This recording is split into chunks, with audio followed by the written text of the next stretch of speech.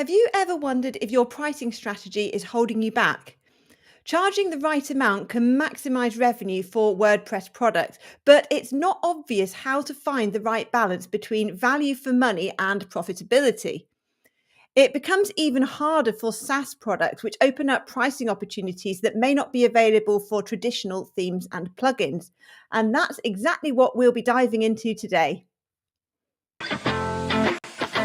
This is WP Product Talk, a place where every week we bring you insights, product marketing, business management and growth, customer experience, product development, and more.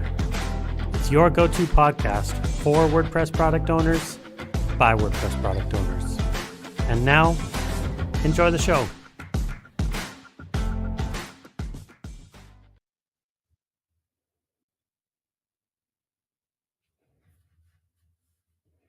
Hi, I'm Katie Keith, co-founder and CEO at Barn2 Plugins. And I'm Zack, Katz, founder and CEO of Trusted Login. And today we're talking about an important topic that most WordPress product owners don't do. Pricing WordPress SaaS, how to balance value and growth. Yeah, and that's why we've invited Beka Rice to talk to us today. Beka, welcome to the show. Thanks for joining us. Yeah, thanks so much for having me. Please introduce yourself. I'm Beka Rice, as Zack mentioned. I've worked with WordPress for a very long time, a little over 12 years at this point. I've also worked on Shopify apps and other SaaS applications for e-commerce, both within and outside of WordPress. So I'm very excited to have this chat today. Yeah, and this is an interesting topic for us. We're a podcast for and by WordPress product owners. Why does pricing matter for SaaS products in the WordPress space? Yeah, so I think with a lot of WordPress products, there's all these historical pricing models that folks kind of use thinking, these are the industry standards, so I should probably use these. But there's a wealth of other ways to price products that can, as Katie said earlier, maximize your revenue potential and growth opportunities. A good pricing strategy helps you capture as much of the potential value and revenue that you have as possible. But bad pricing strategies can severely hamstring a business and even lead to a really great product being shuttered before it has a chance to grow. So I think pricing is a really integral part of making your business viable for the long term and ultimately making sure that you can keep serving your customers. Yeah, and I think there's also a part of it that the internet is changing, WordPress is changing, and having a plugin doesn't mean what it used to even 5 years ago, where everything was on device, so to speak, where it's on the website and that's all that it takes. There's a lot of stuff that takes external communication, even if it's something like AI integration. That AI isn't free. It's going to cost somebody some money. And so you've got to start thinking about charging for what people are using in a service mindset, not just a plugin mindset, which is a different approach. Yeah, absolutely. I think there are a lot of opportunities to have hosted or SaaS components, even if what you do is primarily a plugin, right? I remember talking about a recommendation plugin with a friend a long time ago and was like, yeah, you can do some of this logic on the site, but if you want to build a really advanced, recommendation engine, this is really resource intensive. Maybe you should have that, but then you should have a hosted offering that you have with this. So even if it's something that can be done on the site, sometimes you can offer an overall better product by having hosted components of that, which are going to lend to a SaaS pricing model.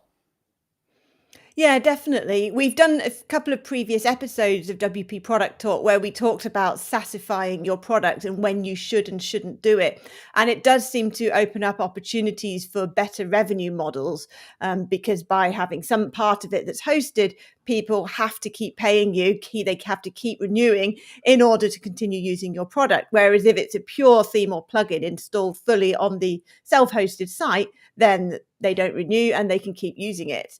So there's that helps with the retention, but it does also open the door to different pricing models. And it's really interesting to see how WordPress pricing has evolved over the years. Like a few years ago, it was all the Envato model, actually the old Envato model, where there was no way for people to renew, even for support. And it was seen as the norm to pay like $29 for a lifetime or something, which is probably the worst pricing model I can imagine. And then you're getting into annual pricing, and that was really controversial. Like when companies like WooCommerce and EDD introduced annual subscriptions, I remember that was controversial, but they very quickly published data on the impact of that. And now I'm seeing a lot coming over from SaaS into the WordPress world, such as monthly pricing and things like that. So that's really interesting. Yeah, we actually do that ourselves with Checkout WC, which we acquired a little earlier this year, and it offers both monthly and annual billing. And there's a lot of benefits to it that we can get into shortly. But I think it's gone very well for us, even as a WordPress plugin provider. Do you have any stats about what kind of proportion of users choose monthly versus annual on that plugin? I have to look it up recently, but I think it's something around like 30% are on monthly at this point. Choose monthly. Yeah. And I assume that when you have monthly pricing, you charge a premium of that. Do you do the one free month when you go to annual? What's your pricing strategy for that? Yeah, the annual price is like roughly 20% less overall than if you have 12 times the monthly price. So you do get a discount for paying upfront annually. But otherwise, we found that some folks want to be able to say, I want to use this for a little while and see how it changes, conversion rates for me. I want to test it out, or if I'm going to change my site or my theme, I want to commit to a shorter time period. So we've seen those folks opt into the monthly program. And how does that work when you deal with support? Because I know for us, when you sell plugins, a lot of the support happens in the first year of that of that subscription. So how do you handle that when you deal with a monthly pricing? Yeah, we try to make sure that the monthly price is, first of all, high enough to cover the value and the costs, right? But then we found that we don't have like tremendous churn in the first month. So we don't have to worry about like the first month, let's say, recouping your support cost. We know roughly like what is our volume of tickets per 1,000 licenses. And let's say, okay, if we know that, we typically get monthly folks, X number of months. So we can kind of average it out and balance out our costs that way, which is one thing I think we should get into in terms of understanding cost structures for pricing. Yeah. One thing linked to that kind of pricing is, at what point do you revoke functionality if they cancel? So with annual subscriptions, it is normal to allow people to continue using the product unless it's a SaaS after it expires after a year, if they don't renew. But with monthly, what if they only pay for a month or two? Do you allow them to keep using it? Because I would be tempted to revoke the functionality, say in the first year, but I don't know what the norm is. Yeah, for monthly folks, if they cancel after a couple of months, and they don't have a valid license, then the product isn't going to modify their checkout for them.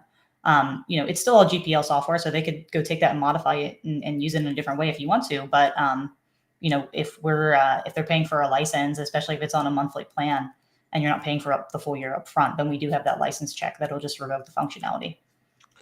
And for plugin developers who are interested in converting to trying out a monthly strategy, how much work was it to add that kill switch into the software? Not a ton. I mean, it's, active checks for that. We are working on actually completely rebuilding the licensing system. So we use a plugin that we had acquired called API Manager for WooCommerce for most of what we sell. We've been rebuilding that project for a while now into a much more robust licensing solution for WooCommerce, which we should launch within the next couple months. And so at that point, I think the SDK we have for that should make those kind of feature flag checks much easier. Yeah. And did you introduce this, or was it in the product when you bought it? It was in the product when we bought it. So the way it's done now, it's all, just like, hey, if the license is invalid, we're going to have these checks in these places. And it works very well, right? So even though it took some effort to implement, we're very happy with the results. But so that's one of our goals actually in trying to rebuild our own licensing, is to make that very easy for other developers to try out. Yeah, one of the things that we're looking into that kind of strategy as well. And I was recently advised not to do monthly because the charge, like the churn, somebody was concerned that I was speaking with, that the churn would be higher, and that the number of possibilities for credit card failures, for example, goes up when you switch from an annual, which is one failure per year, to a monthly, which is much lower price every month. So do you have experience with that? Yeah, I think it's all a math problem at that point, right? We certainly see higher churn on monthly plans. I think that's a good thing. And so, we can get into this a little bit in more detail, but if anyone has read SaaStr, a big fan of a lot of Jason Lemkin's work there, he talks about how annual billing can oftentimes be a mask for churn issues that you don't know about yet, right? Because you're only billing on an annual basis. And so people might not be using your product for the whole year and they've already churned. You just don't know it yet until their next renewal. So, I've always been a fan of monthly billing. I understand the practicalities of WordPress haven't always lent themselves to monthly billing, but I think in terms of the financial model and especially getting that feedback loop from your users, I'm perfectly fine with seeing that slightly higher churn because it's showing me what's happening in my user journey. So I would say it's a little higher. I think that, again, though, when you look at everything in the grand scheme of things, you have to understand what is my chargeback rate? What's the marginal difference between monthly and annual billing? And how many sales am I recouping that I might not have otherwise? I don't think we have it perfect, but we do constantly try to look at that and iterate and test on it. And we've kept it because it's been, fairly successful. I think it depends on the price point too, to be honest, right? If you have a higher price point annually, it might not make as much sense actually to offer monthly billing, which is a little counterintuitive, but usually the folks who are going to buy a higher level license have already done more research about your product up front. So there's some things that we've had to test into to learn, but that might differ between different products. That might be us and not yours, for example. Yeah, that's true. You talk about testing and experimenting in order to find the sweet spot. So let's move on to story time now, because my story of pricing is largely about that. So at Barn2, we do a huge amount of testing and pricing iteration work. I work with Ellipsis as our marketing company, and they've got people that are really great at data, and they go through all my numbers every 6 months and analyze all our pricing and conversion rates and revenue and everything since the last pricing change, and they make recommendations. So we're constantly iterating on our pricing, not just the actual prices, but also experimenting with different ideas that we've thought of during that 6-month period. So one thing we do, which is a bit different from a lot of companies, is that because we have multiple products, most of our products are available either on their own or as a 2 plugin bundle. So we found that where we have 2 plugins that are closely related to each other, for example, our wholesale plugin closely relates to our product table plugin because product tables are really useful for wholesale stores. 2/3 of our wholesale users choose to buy the bundle with product table. So that's a really good way of increasing the average order value. And when we experimented, we found that when to do that, we have to actually deprioritize other things like encouraging them to buy, say, a multi-site license or something like that, like an agency type license, because there isn't room for everything in the pricing table. But even though we've deprioritized the more expensive licenses, average order value is actually higher simply because we're offering 2 plugins, and that presumably has more value to the average user than the option of an agency license or something. But the most fun pricing experiment that I've done this year is with our Easy Digital Download EU VAT plugin. It's a bit of a weird plugin because it doesn't fit with any of our others. We don't have any other EDD plugins, and we built it because we needed it. And it's always been a bit of a thorn in our side in a way, because it's really expensive to support. The customers who use it are typically developers, often WordPress plugin developers, and they love it, but they can be quite challenging when they spot annoying little tax things that aren't quite right. So it's always been not that profitable for us. And because it's EDD and not WooCommerce, it has far fewer sales than most of our other plugins. So we've always felt a bit trapped by this because it has this loyal user base but doesn't make much money. So we thought, what should we do? Shall we withdraw it? Well, that will let people down. What should we do with it? Does anyone want to acquire it? Maybe not. So we doubled the price. I thought, well, let's just deter people from buying it. But that increased the sales, not just the revenue, but the actual number of sales increased when we doubled the price. So we increased it to 250% of the original price. And even then, it's more than doubled the revenue. So apparently extreme price increases can work, and they're not always a deterrent. So, And in that that was interesting. situation, did it reduce any of your support costs, or did you feel like you were getting the same volume per purchase? The volume is the same, but it is more worthwhile. So we're happier to provide that level of support when they've paid more. So it just helps to make it a viable product now. So it's now doing like over 1,000 a month. It's still one of our smaller ones, but it was only maybe a couple of hundred or so before some months, and just didn't feel worth the hassle. Yeah. Um, Well, that's but awesome that it's still the same though, right? I think, one thing I'd say with pricing changes that people are afraid of is like, if I double price, do I double revenue? Right? Because if I haven't, then like, is that really successful or not? And I think a lot of folks sometimes forget that support is part of the equation, right? When you have fewer customers, you have fewer costs, in terms of support. And so if you maintain the support while increasing that revenue, that's a fantastic outcome, right? Not just for the money, but also because it's a more efficient pricing strategy. Yeah, I did a profit analysis of all of our plugins at one point, and that was near the bottom, and that included support costs and Mhm. development time, not just the actual revenue from the plugin. And so it's useful to identify which of the plugins are the drain on all types of resource. But I'm kind of learning some new things about pricing now because, as I've announced recently, we're going to start diversifying into Shopify apps, and Shopify apps have whole different ways of pricing. So I've been analyzing how they price and thinking we can actually learn a lot of this in the WordPress ecosystem. Like they have a lot more usage of free trials and free tiers, and more interesting differentiators like changing the price based on how much value the product brings to the store owner, which I love. So I know, Beka, you have a lot of experience of that kind of thing. So let's move to your story time, and I'm very interested to hear your experiences.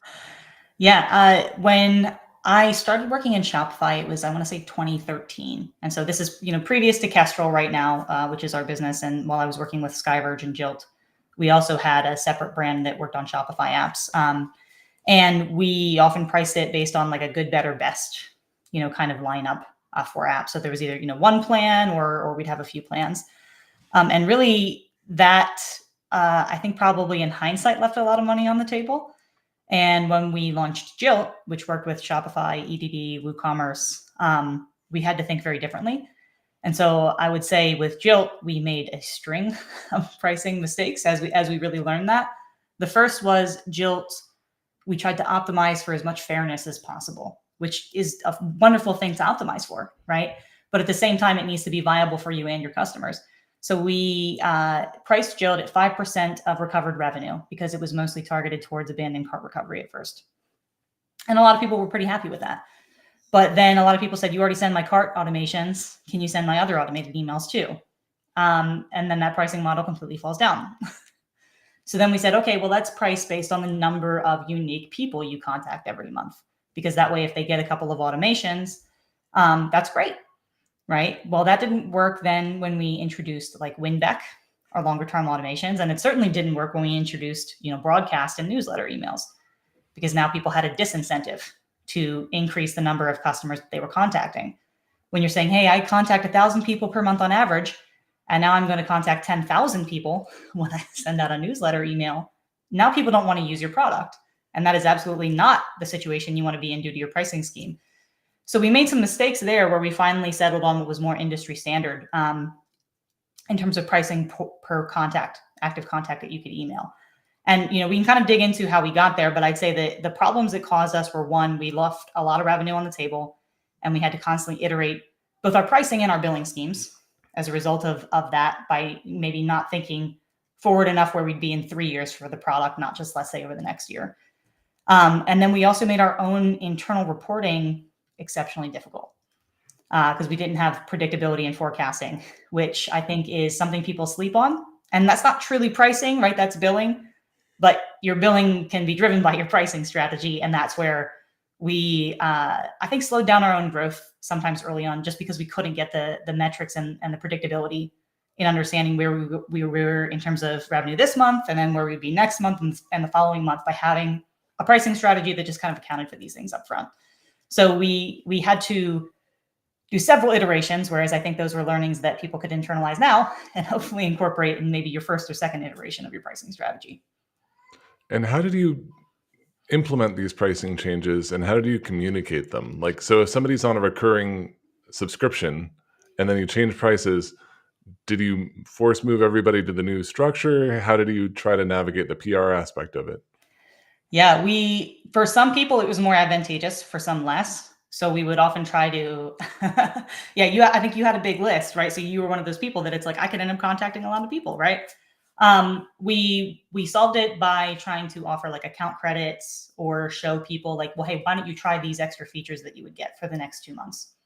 And it's going to drive you more revenue. It's going to pay for itself, right? So we had to do like a very high touch thing with our customer success team to communicate that, which isn't ideal, right? And we were very happy to talk to customers more. That's always the benefit of that. But the downside being that you spend a lot of time and then a lot of engineering time restructuring it, which I will say, I think brings me to one of the key things I learned about SaaS apps that I just want to call out is that you want natural expansion in your pricing, and you want net revenue retention, NRR, greater than 100%. So meaning, if I have my customer base this year, even if a few of those churn out every month, right? The amount of revenue I get from that customer base should still be greater than where I am now at the end of the year, right? Because those accounts need to expand over time. And you cannot be constantly changing your price. You can't constantly raise your prices, right? And so right now, if you're a WordPress plugin developer and you sell a plugin and it's $99 every year and it's been that way for 5 years, like how much revenue have you lost by doing that, right? Whereas if you have a pricing strategy that's aligned to some kind of value metric or some kind of like metric that allows you to expand over time, that's even more critical when you have a SaaS app. There's a really great stat on that if you have an NRR of like 110%, which is pretty reasonable, like, pretty good apps like Klaviyo, Salesforce, HubSpot, whatever, right? These are fantastic apps because of that. Your revenue will double in 8 years, even if you acquire no customers, right? It's just an insane compounding effect that I think is super critical to pay attention to in pricing strategy. That's really interesting because it underlines a key difference between SaaS and most WordPress products. We do not have that in WordPress products. So if I have 1,000 customers who bought last year, they will be grandfathered into their existing subscription cost forever, even if I increase the price for new customers. And since generally about 50% of them will drop off each year, I am absolutely not getting more value from that cohort each year in the future. So do you have any tips for WordPress products to achieve that? Because it feels like as an industry, we're quite far from that at the moment. Yeah, I think it depends on how you want to structure your value, right? There's a lot of models. People do like cost plus pricing. People do like feature tier pricing. People do usage-based pricing, right? I think if as a WordPress plugin developer, the features you add are the main driver of what people will pay, then you should obviously continue to improve your product, but you should have a line between what's in this tier versus like, when do I add a new tier that I can get people to upgrade to, right? Or like Zack, you brought up AI plugins. There should absolutely be tiers of usage depending on how many queries you're making, right? That are either both aligned with costs or are constantly increasing depending on how much someone uses something. So as a WordPress plugin developer, I think you need to be judicious about thinking, what is the main value of price? And the goal is not to have like the most like optimally fair price humanly possible, right? Because oftentimes that's not a viable business, right? It needs to be good for you and the customer. It's got to be what's the key value here, and then how do I make sure that the account I have with the customer can expand over time as they get more value, right? Because that's what's fair to both of you.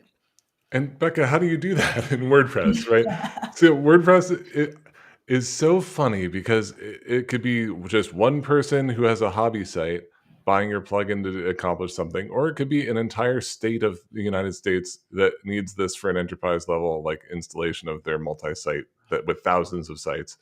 How do you span that when you're thinking about pricing? And also, do you consider WordPress plugin subscriptions SaaS? In the most traditional sense, not quite, right? But if you are going to offer some things as a service, yes, but that also doesn't mean you don't have to price that way, right? And so I know a lot of folks, for example, always default to, I want to have, an annual subscription because because I want to capture all the value up front so people don't like download the plugin and cancel and I lose a lot of money because like they get all the value up front, right? Okay, well then how do we think about that and turn that on its head, right? So it probably depends on the plugin, right? But let's take a few examples. One might be, okay, I have checkout WC and it takes, your WooCommerce checkout, makes it beautiful, conversion optimized, far easier for customers to use, and contains a ton of integrations. Great. That's the core value proposition of that. Now I want to add in post-purchase upsells or pre-purchase cross-sells. What do I do with that? Well, if I'm going to improve all the core value that I have, I should put that in the plugin already. But this is a totally different thing. This is almost like an add-on or a separate plugin. There's another tier of checkout WC for that you can upgrade to, right? And so a lot of times we see people use the core product, like it, love it, understand they get good results from it, and now they want to use it to do more things to drive higher average order value. Well, now you can upgrade to another tier. So you could think about feature tiers as one way to do that. The other thing you could think about would be, do I have any service components to this where I can optimize revenue? So AI plugins, great example, things like product recommendations, right? If there are things where you're going to do a part of the functionality that has an offload or a SaaS component, you should definitely be thinking about that from a value metric perspective. What's the key value metric? How is that increasing over time, right? And ideally, your value metric is something that always goes up and to the right, right? And so like for Jilt, for example, we didn't have that. We tried to pick metrics that like were kind of consistent every month. And that was part of the reason we pivoted to total contact count, right? You can still like control that. You can make people who are not active for you to market to, but if you do and you send them emails, you tend to make money. And so that's like a win-win for everybody involved. So I think you can look at feature tiers depending on what you're doing, or you can try to look at value metric and usage-based tiers if there's a possibility to do that in your product. One of the things is that when you choose a metric, you're pegging yourself to that metric and saying, this is what matters. And for example, Beka, saying like, I'm gonna attach myself to whether the customer makes money. When they make money, I make money. Well, guess what? Most businesses don't make money. So businesses can acquire big contact lists, upload them to a CRM, and never email them. And you don't want to not be paid for them using your service just because they aren't making money, they aren't sending emails. So choosing the right metric in your case was subscriber list, whether or not those emails are being sent, because that relies on your customer doing something that they may or may not do. They might not use your product and you still need to get paid even if your customers aren't using your product. Yeah, there's an art to picking it, right? I won't sit here and say that it's easy to pick the right value metric, right? To your point, if in Jilt we said, okay, attributable revenue is the key, right? We probably still would have made good money, but if people aren't sending all of the emails they could be sending, right, you have to constantly keep activating them on the product. So I'd say you might have a list of like 3 to 5 value metrics that you feel like could all be good ones. And then I think you need to assess, where could my app be 3 years from now? Would this value metric still be the right thing then? Is it something that we can always expand our accounts with over time as people get more value from the product? And sometimes there is that level of indirectness, right? Where it's like the most fair or direct metric could have been attributable revenue, but that was not the best long-term sustainable metric for us, especially not if we, as we were adding features like list building features, right? Which again, you need to get paid for the effort that you're putting into developing the product there. Yeah. And in terms of my experience with SaaS pricing, I actually had a Shopify app years ago called Contactify that synced Shopify lists with Constant Contact. And I started out by undercutting everybody and saying like, hey, they're charging $20 a month. I'll charge $4 a month. And a little guess what? extreme. A lot of people signed up. And my server kept on crashing because I was hosting on a HostGator. I was young, okay? Oh, man. I doubled the price, and then I tripled the price, and that finally led me to realize I didn't want to do this business anymore. So I stopped doing a Shopify app and got out just as it was growing exponentially. So Yes. don't be like me. Think a little bit more before pricing. Yeah, if you were going to price that app now, what would you do? I would have to think about that more. I'll come back to you on that. Yeah, immediately I would think, right, like you have like either tiers for like number of synced, contacts every month or something, right? That sounds like it's a good potentially like a cost plus type model, right? Because if your server is crashing because you have so much data flowing in between these systems, right? And the Right. data flow is the primary thing. Like, I'm sure there's probably other ways that you could do that, but definitely I'd say, you can sync 200 contacts a month for free, but then like, you have tiers like 1,000, 5,000, 10,000, whatever, right? And that's exactly what I'm talking about is, you don't just have to have a flat rate because it does one thing, right? Well, here's the other side of it though. Having going wide and going low is a strategy. Saying, yeah, we are way cheaper than everybody else. We're Costco. When you go to Costco, you're going to get $1.50, hot dog, and that price isn't going to change. You're going to buy a lot of other stuff while you're here. So getting people in the door with a low price is a strategy as long as you have a plan for big growth in the numbers of people using your product, and opportunities to upsell those customers. Well, that's the key, right? Yeah. And I think a lot of people look at like, let's say freemium as like a pricing strategy. That's not a pricing strategy. That's an acquisition strategy. Right. Right. And so in those scenarios where it's like, sure, there might be benefits to going very wide and trying to gain a huge, big audience, especially if there's network effects or like you have a good referral marketing strategy, that can be great. But if you don't have like paths to better profitability or like upgrade paths, that's not a pricing strategy. Chris Lemma has a great story about a friend of his negotiated a really good deal. He thought, he said, okay, great. Everybody who buys this software, they're going to pay this rate. It's going to be awesome. A whole like a host is acquiring this contract for like this fixed price, and the host didn't promote it at all, and nobody used it. So they didn't end up getting paid at all, and the host got all the value from the contract that they had. I didn't tell. Sorry, Chris, that wasn't a good retelling of your story. Point being, you need to make sure that regardless of who's using your product, you're getting paid eventually. And that leads me to Trusted Login, which is a SaaS that I'm running. I'm currently in the acquisition strategy side of it, where like we don't have tons of users using it currently. Our users are plugin authors who need an easy way to grant access to their to have customers grant access to their site to plugin authors, so that the support team can log in securely. So that's kind of a complicated thing to describe and sell. And the pricing on it is tough because you don't want to disincentivize people using your product. You don't want to say, pay per login. And then people are like, well, just send us username and password by email, because then we don't have to pay for Trusted Login. No, you want people to use your product. So having a free tier that shows the value, plus having a minimum cost once you get above a certain level, and say like, okay, once you use this number of logins, 10 numbers of logins per month, then you start paying. Okay, but what if that never gets reached? What if you have a support team of 10 different people? Does that mean that each 10 of those people get 10 logins? There are so many different variables that when you're thinking through price, you need to consider. And so what we ended up doing, we're implementing a new pricing strategy where there's going to be a base cost per month, a subscription cost, a flat rate that people pay, and then on top of that, you pay a amount per login, but that price goes down as the number of logins goes up. So we incentivize people using the product. It gets cheaper even as the value goes up, and people like, so if you have 3,000 logins a month, it's 25 cents per login. Like that's a cheaper rate as you go up from. Anyway, the point is, there are a lot of considerations that as you talk it out with somebody, that's one of the things I'm going to recommend as my best advice later on.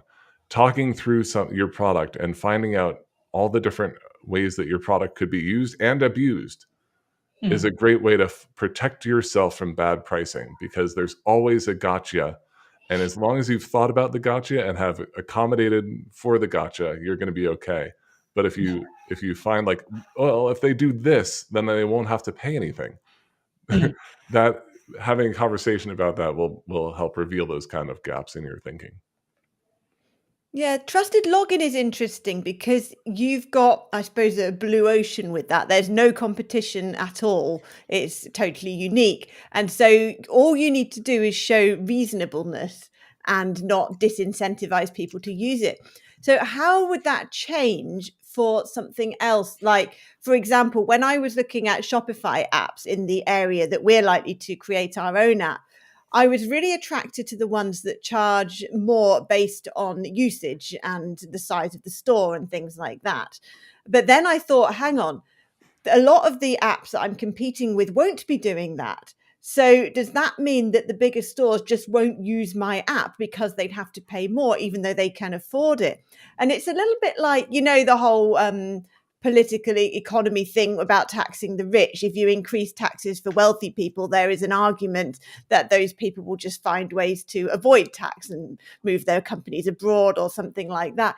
It almost feels like that kind of thing where if I charge what I think is a value-based way for my Shopify app, then maybe the big stores won't want to use it.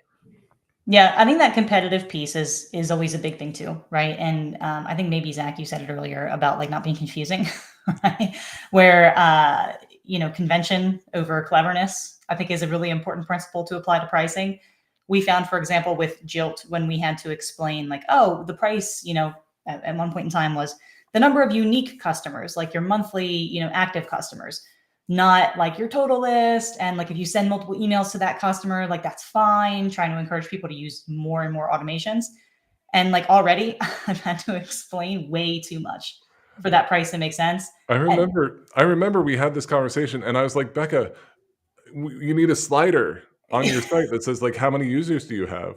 And you had already been talking about this. It wasn't any like you already knew that was the direction you were headed. But like, give me a slider because everybody's got the slider. I want to see the yeah, slider. And if that's the kind of reaction that your customers are having, where's the slider? Then that's the pricing strategy you should probably adopt. yeah. And I think it applies everywhere, right? Part of what I've heard from folks is like, okay, well, that's fine if it's like self-serve. But that's like enterprise too. Like if your sales associate is trying to do the same thing and close a sale and explain this, like you've hamstrung your sales team. Good sales associates are going to leave and work somewhere where they can close sales more easily. So it affects like organizations of all sizes where that clarity matters a lot. And I think, Katie, it sounds like you're kind of saying something similar with competitors, right? It's like there's clarity in understanding like how do I compare you apples to apples with someone else? And I would say in your shoes, one thing I've also seen folks do is have something that is similar to a competitor. So like if you do have a competitor, a good example would be we had a Shopify app that was kind of like product add-ons for WooCommerce. It would let you add customization options to products, right? And most of the apps in that space were a flat monthly fee, right? Well, then you can do that to be competitive, to get people in the door. Think about that as your acquisition strategy. But then as you talk about that revenue curve and maximizing the amount we capture under that curve. Okay, well, what else? Let's add a tier that has, swatch support, or like, that's going to like customize order emails, right? Like look at feature definition as well as a way to maximize that, and not just like, okay, well, we have to charge a flat fee because that's what everyone else is doing. Like you can have incremental changes to pricing, I think, to try to upgrade people that are hard, but getting creative like that, I think, is where I've seen people have good success in trying to balance that. How do I be clear? How do I make sure I'm competitive? But also like, how do I keep trying to gain more value over time as I provide more value over time? Yeah, those are good points. And those kind of those levers to pull of provide. I didn't know before I started Trusted Login all the cool stuff that you could do in Stripe, for example, because EDD, I gotta say, is a little limited in that. And I think also WooCommerce, it's a difficult thing to provide from a WordPress plugin standpoint, all the different options that you have in the subscription world.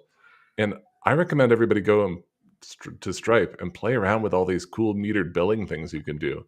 Because all this stuff we're talking about, much of it is not easy to do in easy digital downloads, at least. But if you go into Stripe, you can see, usage-based tiers. You can see metered, like the metered billing can apply to a number of users. It can apply to a number of actions being taken. You can have very different intervals rather than just yearly or monthly. There's a lot of cool stuff that can that it becomes possible if you don't rely on WordPress as your subscription Yeah. platform. I will say, on one hand, we're working on addressing that Oh. in Woo with what we're building. But on the second, Stripe is one good option. But I would say there's also a lot of other billing software like Chargebee, Chargeify, Killbill. If you're into Java, that's open source. You can even go run that yourself. I don't recommend it, right? Java, But you can, yeah. I mean, you can build like Ruby plugins and other things to extend it to, so you don't have to be a Java developer. But to self-host it, I probably would be, right? So there's like a lot of solved problems. I think sometimes as developers, we have a tendency to be like, well, I could go build that and get excited about it. And like, please don't go build your own billing system if you can avoid it. Because I think maybe to take us a little bit away from story time for a second, part of what I mentioned earlier is that reporting piece being super impactful and forecasting your revenue.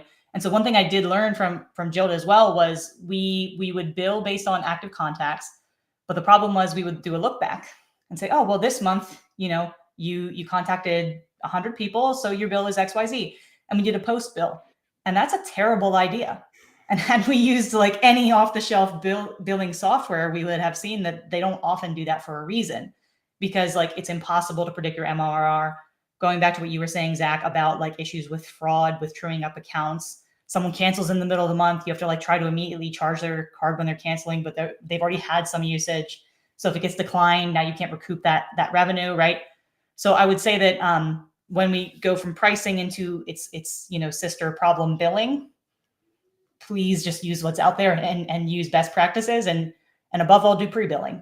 Even if it is usage based and you do like prorated, subsequent charges or a true up at the end of the month, or something to like recoup anything else in the account that you may have needed. We found pre-billing is just so much better in terms of reporting on, this month's MRR, projected next month's MRR. What is our net revenue retention? What is our month-over-month churn, right? When you pre-bill, you have all of that easily in front of you, and also measuring your account expansions a lot more easily. And what do you do? You're good at things, Beka. So how do I appreciate that you think so. I sound smarter than I am just because I've got a lot of help. But how do you track all these numbers? Like, I know there's like Profitwell, and there are other services that can help guide analysis of numbers. Yeah, ChartMogul, I think, is another one that's reasonably priced. We honestly, because we had our own bespoke thing in Jilt, we would do like, it was hosted on Heroku. So we had data clips, which were nice, and we could pipe them into a sheet. And we had like an automated sheet that built everything for like weekly snapshots. And so like, I would love not to do that again. I would love to use something that is more off the shelf, but that's why I think a lot of these existing tools are helpful, because you do get those billing and key metric snapshots completely off the shelf, already prepared for you, which is like, what have I pre-billed this month? What will I pre-bill in the next month?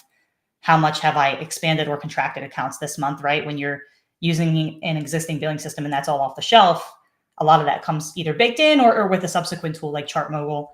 If you're much bigger, you could even think about getting into your own data warehouse type thing, which we had at Skyverge, and I loved it, but it is a lot of work unless somebody on your team is very passionate about that. Yeah. So when you are using these things and tracking the data, what metrics would you use to compare? So let's say you made a pricing change 3 months ago. What actual metrics should we be using to say, is this successful, and then come up with what shall we do next? I think on the pricing piece, there's maybe a few guidelines, I guess, I always look at. One is obviously going to be profitability, right? And I think it's hard sometimes for folks who understand their costs, but obviously you have your hard costs like hosting costs, if you have them, your own website, licensing software, et cetera, as well as your support costs. I think folks forget to try to, incorporate support cost across the board. So when I look at success, I need to make sure that I'm hitting, acceptable margins when I include all of those things first and foremost. We shoot for 30 to 40% margins at minimum after we look at those costs. The next thing I would say is we always look at MRR forecasting and month over month growth rate. We target less than 3% month over month user churn. And And then to counteract that, obviously, we target a certain percentage of account expansion that would cover that churn so that our net revenue retention is still positive, right? So if I've lost 3% of my customers in a given month, I need to make sure that all the customers I still have are expanding their usage over time so that I'm basically offsetting that loss. And we compare those month to month. When we look at longer term metrics too, especially for SaaS apps, we always found ARPU, average revenue per user, to be a pretty good guiding metric as well. And so, with Jilt, we were targeting like usually $90 to $100 a month, and seeing like, can we kind of push this up to help us better understand our unit economics as well. So I think it can get overwhelming to try to look at a lot of those metrics. If you are just starting in the SaaS space, I would say your unit churn and your MRR have to be your guiding principles. And then once you start to get some data, then you need to look at account expansion or net revenue retention to show you, am I offsetting losses from customers who leave me? And the margin, you don't have any margin when you start. No.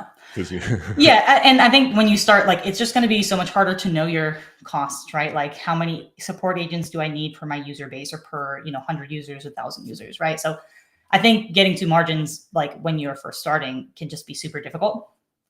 And you kind of do, I think we're close to profitable, right? Like, that's fine in the beginning. You should definitely pay attention to that as you get more data. But I think, which numbers go up, right? Does the MRR number go up?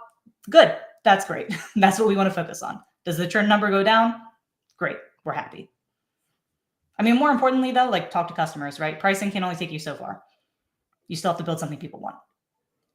That's a great point. I know we're getting tight on time, but communicating with customers about like finding out which customers to talk to about pricing, and how to talk to customers about pricing and get their feelings on it. How did you do that? I think that's a good one, because I think alignment there is important. I think maybe Katie said it earlier, talking about like the segment, right? Which is like, if I have a certain segment of customers that I'm targeting, those are the people that I care about their feedback most, right? And so, like, I think especially people who do, like, let's say a freemium model, have a tendency to like, oh, feedback is good feedback. And like, I like my free users. I'm happy you're here. I don't pay attention to your feedback. Like, I pay attention to it when my paid users also say it. And so I feel like pricing is kind of similar, right? Where I can't remember the source off the top of my head, but there's like, are you hunting, rabbits or deer or whales or whatever, right? Like, what's the size of the account to, let's say, get to $1 million or $2 million in ARR, which I think is kind of like escape velocity, right? And so you can get like, 100 of these accounts, or 1,000 of these accounts, or one whale, right? And what are you trying to go for? And so when I think about pricing, I think, okay, well, my marketing strategy or the kind of people I'm going to acquire is this. And so that's the kind of people I'm going to listen to for pricing. And that's where I want my ARPU to be too. And if my ARPU is a little bit below that, then I need to dig in. Is the product not meeting needs? Am I churning people in different cohorts at different rates? Is my marketing just not right for the kind of people I'm trying to acquire? It could be any of those things. I think that's where some creativity, and honestly, I love those problems. I think they're the fun problems, to like figure out what part of the system is not working as you expect it to.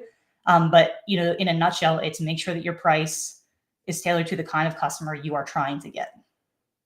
And then forget about everybody else, right? Like, if I'm charging $100 a month, I'm probably not going after the enterprise clients of the world. They would look at that and laugh at that. Great, goodbye, don't need you. If you sign up, great. I'm not going to pay attention to your feedback. I'm not going to add, single sign-on support and SOC 2 compliance. Yeah, that makes sense. And that will also help our product not to be too bloated as well, because that also applies to feature requests and other types of feedback, not just pricing. So we only add features that our actual target customers want, and that will prevent things like scope creep as well. Yeah. And to be fair, if you're listening to this and you're like, what are you talking about? Right? You've just started out. It doesn't matter. Again, MRR, number go up. And so, like, if you're not sure about your target customer right now, like, that's okay. These are things that I think, as you start to get a little more maturity and you have groups of customers, that helps you go to the next level and know what to build next. Yeah. And we've talked about lots of stuff. And as we can see, it can be really complex. You can really delve in there and make a whole science/art. It's actually both of this. or you can keep it simple. So let's wrap up and keep it simple. What is our one piece of best advice? If you're going to do one thing with your pricing, then what should you do? So my best advice on that is try a few different pricing things, having looked around at what other people do and use your common sense, and then measure the results. Then make some changes, measure again. So just keep changing and iterating, and that way you will gradually get towards a sweet spot on your pricing. So Beka, what about you? I mean, I'm going to cheat slightly because I'm going to lump a couple of things together, but I would say find a value metric that you can create pricing tiers for and pre-bill for it. So kind of smush them together, but I think that's the key for long-term success and especially net revenue retention. Yeah, and mine is to play around with Stripe. Find out what's out there, because it seems, when in the WordPress space, it seems like, oh, you just have annual billing. Well, there's a bigger world out there. Yeah. Absolutely. Yeah. So, well, that's a wrap. Beka, thank you so much for joining us. Where can people find you online?